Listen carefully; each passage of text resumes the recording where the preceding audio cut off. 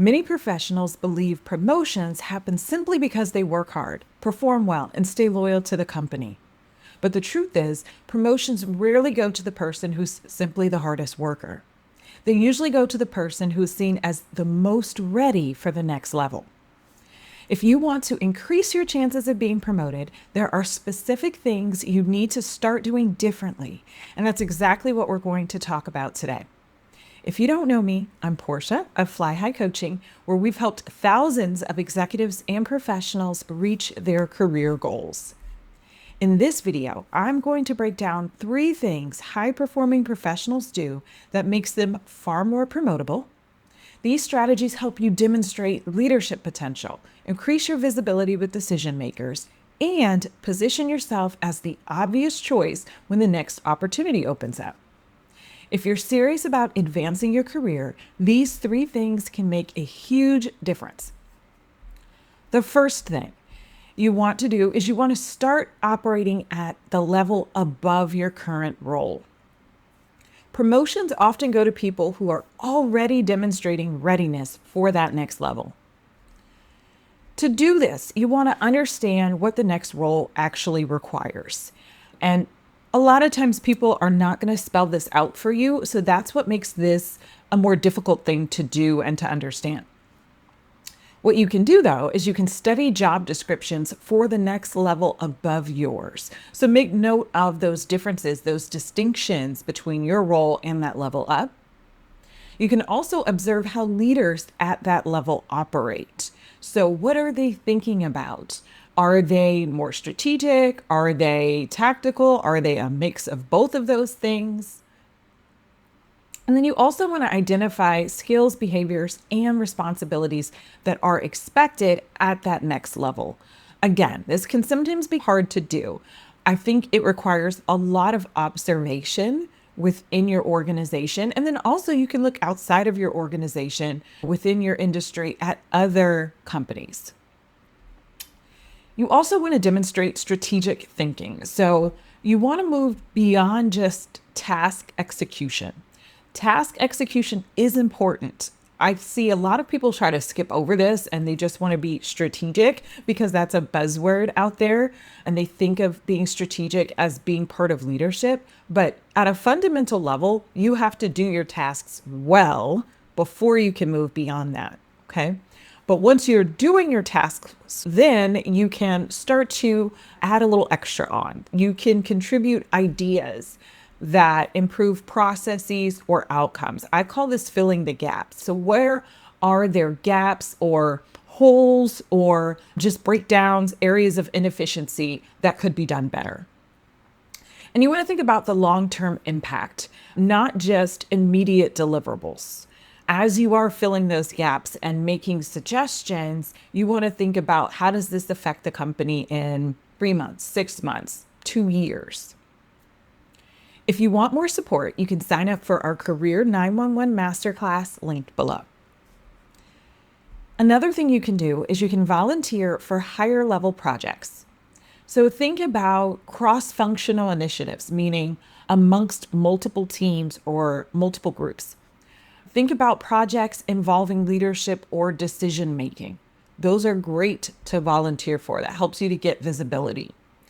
And then opportunities that expose you to senior leaders. Again, that is a way for you to get face time with people who you might not get to see on a regular basis. In doing all of this, you want to show ownership and accountability. So think about how you could potentially solve problems before escalating them. Meaning, what are some solutions? How can you bring solutions instead of just identifying issues? Client that I had in the past, she was a director, and one thing she would always complain about was her direct reports bringing her problems and saying, solve them for me. And she'd say, oh, we had a one-on-one meeting and this direct report just brought me 5 problems. She felt as though that person was giving her more work to do and not making her life easier. As a result, she did not think about promoting that person. But if that person had identified the issues and brought potential solutions, that would have changed her perspective of that direct report. You also want to demonstrate that you can manage complexity. You can be a critical thinker. You can think a few steps ahead. You can think about different scenarios and situations outside of just what's the norm. All of this helps you to become the go-to person or the go-to resource for your manager, for your team, and sometimes even your department. This helps you to build a reputation for reliability and expertise. People get to know you for that one thing or a few things that you're really good at. You also get to deliver consistently strong results. And that's something else that will help you be seen as that go-to person. And all of this ties back into that example I gave earlier, where this makes your manager's job easier. They like working with you and they feel like they can trust you more than other people. Secondly, you want to increase your visibility with decision makers. So I started talking about this a little bit before, but promotions often depend on who knows your value and understands your impact. So people have to see that. In order for other people to see it, first, you want to make sure that you're building relationships with key stakeholders. These can be people within your department, but it can also be leaders in other departments, senior managers in your department or other departments, influential colleagues. All of these are people who could be seen as stakeholders. Depending on what industry you are in and what your role is, vendors, outside vendors might be key stakeholders, partners in other organizations that help your company in some way. They also might be key stakeholders. You also want to communicate your wins strategically. So share progress updates at the appropriate time. You can highlight results, positive results that you're getting in meetings. But again, you want to make sure that this is done at the right time. Sometimes people overshare or they dominate the conversation and just it looks like they're bringing it back to themselves. You want to be really conscientious about when you are sharing your positive results and sharing your wins. You want to document achievements in performance reviews. This seems obvious, but it's really not. A lot of my clients are high achievers, workaholics, and they've done so many great things, but they're not keeping track of them. So when performance review time comes around, they can't even remember everything that they've done. So you want to make sure that you're saving important emails. Some people call this having a brag book. There's also different software that you can use. You can use just a simple notes app on your phone, but whatever it is that makes it easy for you to recall these kinds of things. Speaking up in meetings is another great thing, but you also want to make sure you're doing this at the right time. You shouldn't be dominating meetings, but you want to slip in and share thoughtful insights that are relevant to the conversation. You also want to ask strategic questions at the right time. And you want to make sure that you're demonstrating your leadership perspective, your viewpoint, and then substantiating that with how it might support whatever project, program, initiative you all have going on. Another thing you can do is take ownership of high impact work. So high impact work, that includes things that are tied to revenue, growth, or efficiency. These are initiatives that leadership cares about. A lot of companies have organizational goals, and they might talk about those goals quarterly or semi-annually or annually. If you work for a larger organization that has an annual report, that's a great place to see what initiatives leadership cares about. And then it's important for you to look for opportunities where you can help to either lead or co-lead some of these important initiatives.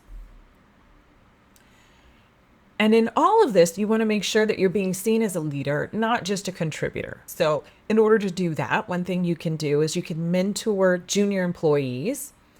You can help others solve problems, and you can strategically influence decisions and the direction that people take in different projects.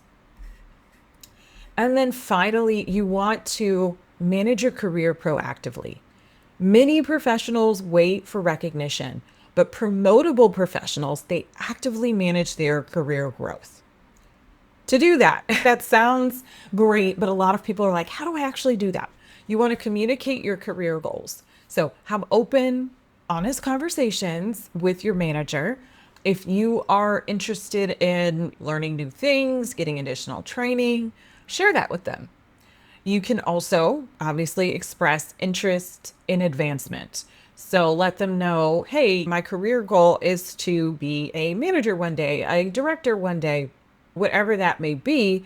And you can also ask them, what are some things that they think can help you get there? Also, you want to ask what you need in order to make sure that you are considered. So if you know that promotions are going to be happening, if your company is growing, expanding, are they starting new business lines or service lines, you want to ask proactively, hey, what do I need to do to be considered for this type of role? Another important thing here is to request feedback regularly. So a lot of our clients, they have weekly or bi-weekly one-on-one meetings with their manager.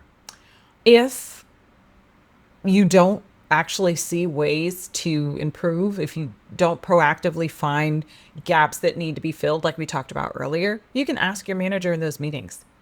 You want to make sure you're looking for areas of improvement between where you are now and your next level. And then any feedback that you do get, you want to make sure that you act on that quickly. You want your manager and other people to see that you're taking direction and moving quickly with that. Tracking your achievements here is important because I've mentioned a lot of things so far, and a lot of people say, yeah, I've got all of this in my head. You've really got to get it out of your head. You want to keep a record of the measurable impact that you had in different projects and roles. So again, think revenue growth, think efficiency gains, productivity, cost savings, things like that. Also, obviously, you want to track leadership initiatives that you led. And then continuously build your leadership skills. Think about things like communication, decision-making, conflict resolution, strategic thinking. How can you improve those skills? Some companies have more formal leadership training or skills training. And then if so, you can take advantage of those opportunities. If not, you might have to get a little more creative. You might need to look externally for training. You might need to read books. You might need to seek coaching. We've actually helped some of our clients get hired at a higher level than where they were at and get promoted just by having them slip in that, hey, I proactively hired a career coach, or I proactively hired a leadership coach to enhance my leadership skills. They were talking about us, and they were able to slip that in and show that they were taking ownership of their own career. You also want to position yourself as the logical choice. When a promotion opportunity opens, leadership should already see you and think about you as being ready. The goal is to eliminate any doubt about your readiness for the next level. If you want to make yourself more promotable at work, remember these 3 things. First, start operating at the level above your current role. Second, increase your visibility with the people who influence promotion decisions. And third, manage your career proactively rather than waiting around to be recognized. The professionals who advance the fastest aren't always the hardest workers. They're the ones who position themselves as the obvious choice for leadership. If you want more strategies to accelerate your career growth, sign up for the Career 911 Masterclass linked below. What do you think matters most when it comes to getting promoted? Performance, visibility, or relationships? Let me know in the comments below.